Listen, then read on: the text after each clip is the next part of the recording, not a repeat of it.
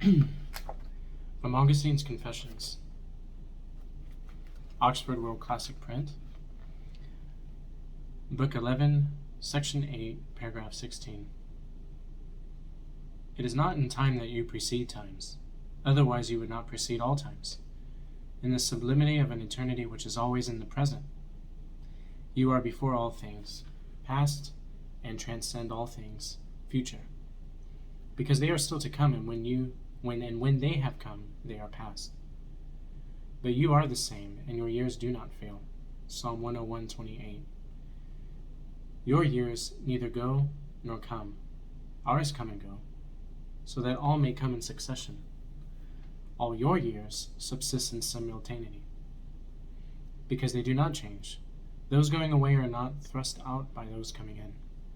But the years which are ours will not all be until all years have ceased to be. Your years are one day. Psalm 89:4, 2 Peter 3:8. And your day is not any and every day, but today, because your today does not yield a tomorrow, nor did it follow on a yesterday. Your today is eternity, O Lord. So you beget one co-eternal with you, to whom you said, Today I have begotten you. Psalm 2:7 and Hebrews 5:5. You created all times, and you exist before all times, nor was there any time when time did not exist. There was therefore no time when you had not made something, because you made time itself. No times are co-eternal with you, since you are permanent. If they were permanent, they would not be times. What is time? Who can explain this easily and briefly? Who can comprehend this even in thought, so as to articulate the answer in words? Yet what do we speak of in our familiar everyday conversation? More than of time. We surely know what we mean when we speak of it. We also know what is meant when we hear someone else talking about it. What then is time? Provided that no one asks me, I know. If I want to explain it to an inquirer, I do not know. But I confidently affirm myself to know that if nothing passes away, there is no past time. And if nothing arrives, there is no future time. And if nothing existed, there would be no present time. Take the two tenses, past and future. How can they be when the past is not now present and the future is not yet present? Yet if the present were always present, it would not pass into the past. It would not be time, but eternity.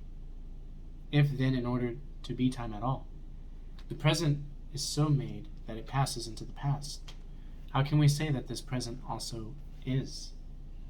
The cause of its being is that it will cease to be. So indeed we cannot truly say that time exists except in the sense that it tends toward the eternal. Nevertheless, we speak of a long time and a short time, and it is only of the past or the future that we say of this. Of the past, we speak of a long time ago, when, for example, it is more than 100 years ago. A long time in the future may mean 100 years ahead, but a short time ago, we would mean, say, 10 days back, and a short time ahead might mean in 10 days' time in the future. But how can something be long or short which does not exist? For the past now has no existence and the future is not yet. So we ought not to say of the past it is long, but it was long. And of the future it will be long. My Lord, my light, does not your truth mock humanity at this point? This time past which was long, was it long when it was past, or when it was still present? It could be long only when it existed to be long. Once past, it no longer was. Therefore, it could not be long if it had entirely ceased to exist. Therefore, let us not say the time past was long, for we cannot discover anything to be long when after it has become past, it has ceased to be. But let us say that time was present long ago, because it was long at the time when it was present, for it had not yet passed away into the eternal. It existed so as to be able to be long, but after it had passed away, it simultaneously ceased to be long, because it ceased to be. O human soul, let us see whether present time can be long. To you the power is granted to be aware of intervals of time and to measure them. What answer will you give me? Are 100 years in the present a long time? Consider first whether 100 years can be present. For if the first year of the series is current, it is present, but 99 are future, and so do not yet exist. If the second year is current, one is already past, the second is present, the remainder lie in the future. And so between the extremes, whatever year of this century we assume to be present, there will be some years before it which lie in the past, some in the future to come after it. It follows that a century could never be present. Consider then, whether if a single year is current, that can be present. If in this year the first month is current, the others lie in the future. If the second, then the first lie in the past, and the rest do not yet exist. Therefore, even a current year is not entirely present. And if it is not entirely present, it is not a year which is present. A year is 12 months, of which any month which be current is present. The others are either past or future. Moreover, not even a month which is current is present, but one day. If the first day, the others are future. If the last day, the other are past. Any intermediary day falls between past and future. Now we see present time, which alone we find capable of being called long, is contracted to the space of hardly a single day. But let us examine that also, for not even one day is entirely present. All the hours of the night and day adds up to 24. The first of them has the others in the future, the last has them in them the past. Any hour between these has past hours before it, future hours after it. 1 hour is itself constituted of fugitive moments. Whatever part of it has flown away is past, what remains to it is future. If we can think of some bit of time which cannot be divided into even the smallest instantaneous moments, that alone is what we can call present. And this time flies so quickly from future into past that it is an interval with no duration. If it has duration, it is divisible into past and future, but the present occupies no space. Where then is the time which we call long? Is it future? Do we not really mean it is long, since it does not yet exist to be long? But we mean it will be long? When will it be long? If it will then still lie in the future, it will not be long, since it will not yet exist to be long. But if it will be long at the time when out of the future, which does not yet exist, it being to have being, and will become present fact, so that it has the potentiality to be long, the present cries out in words already used that it cannot be long. Nevertheless, Lord, we are conscious of intervals of time, and compare them with each other, and call some longer and others shorter. We also measure how much longer or shorter one period is than another, and answer that the one is twice or 3 times as much as the other, or that the 2 periods are equal. Moreover, we are measuring times which are past, when our perception is the basis of measurement. But who can measure the past, which does not now exist, or the future, which does not yet exist, unless perhaps someone dares to assert that he can measure what has no existence?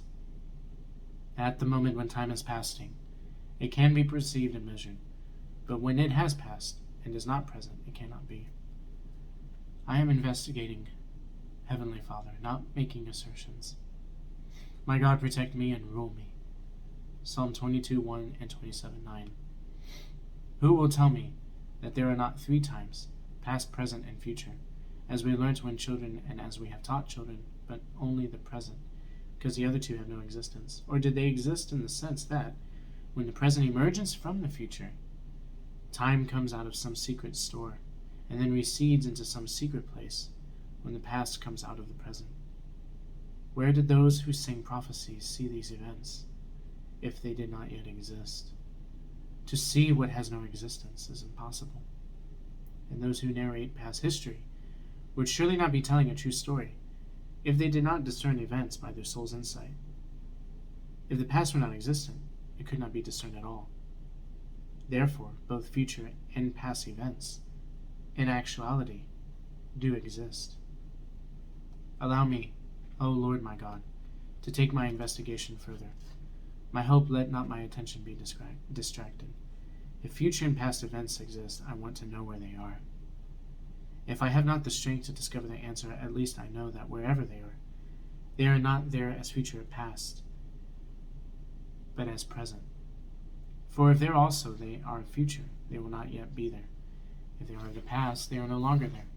Therefore, wherever they are, and whatever they are, they only exist except in the present. When a true narrative of the past is relative, the memory produces not the actual events which have passed, but words conceived from images of them. Therefore, the memory of a thing is greater than the actual thing thereof, which they are fixed in the mind like imprints, as they pass through the senses. Thus my boyhood, which is no longer, lies in a past time, which is no longer.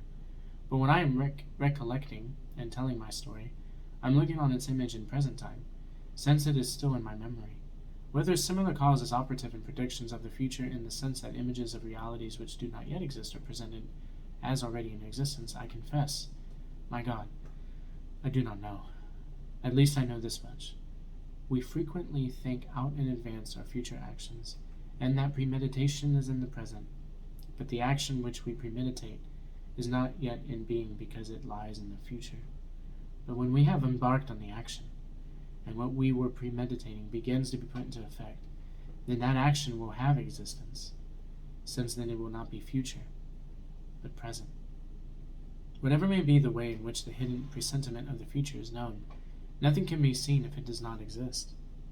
Now that which has already exists is not future, but present. When therefore people speak of knowing the future, what is seen is not events which do not yet exist, that is, they really are future, but perhaps they're causes or signs which already exist. In this way, to those who see them, they are not future but present. And that is the basis on which the future can be conceived in the mind and made in the subject of prediction. Again, these concepts already exist, and those who predict the future see these concepts as if already present in their minds. Among a great mass of examples, let me mention one instance. I look at the dawn, I forecast that the sun will shine, and the sun will rise. What I am looking at is present, what I am forecasting is future. It is not the sun which lies in the future, it already exists, but its rise, which has not yet arrived. Yet unless I were mentally imagining its rise, as now when I am speaking about it, I could not predict it. But the dawn glow which I see in the sky is not sunrise, which it precedes, nor is it the imagining of sunrise in my mind the actuality. These are both discerned as present, so that the coming sunrise may be foretold. So future events do not yet exist, and if they are not yet present, they do not exist. And if they have no being, they cannot be seen at all. But they can be predicted from present times, which are already present, and can be seen. Governor of your creation, what is the way by which you inform souls what lies in the future? For you instructed your prophets. By what method, then, did you give information about the future? You, to whom nothing is future. It is rather that you inform how to read the future in light of the present. What does not exist certainly cannot be the subject of information. This method is far beyond my power of vision. It is too mighty for me. I cannot attain it. Psalms 138:6. But it would be in my power, with your help, if you granted it. Sweet light of my uncomprehending eyes.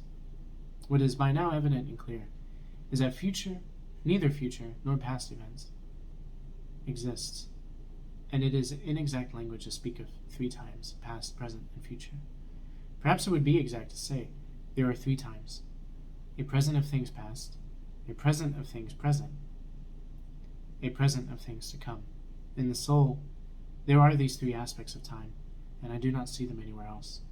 The present considering the past is the memory. The present considering the present is immediate awareness. The present considering the future is expectation. If we are allowed to use such language, I see 3 times, and I admit there are 3. Moreover, we may say there are 3 times past, present, and future. This customary way of speaking is incorrect, but it is common usage. Let us accept the usage. I do not object and offer no opposition or criticism as long as what is said is being understood, namely that neither the future nor the past is now present. There are few usage of everyday speech which are exact, and most of our language is inexact. Yet what we mean is communicated.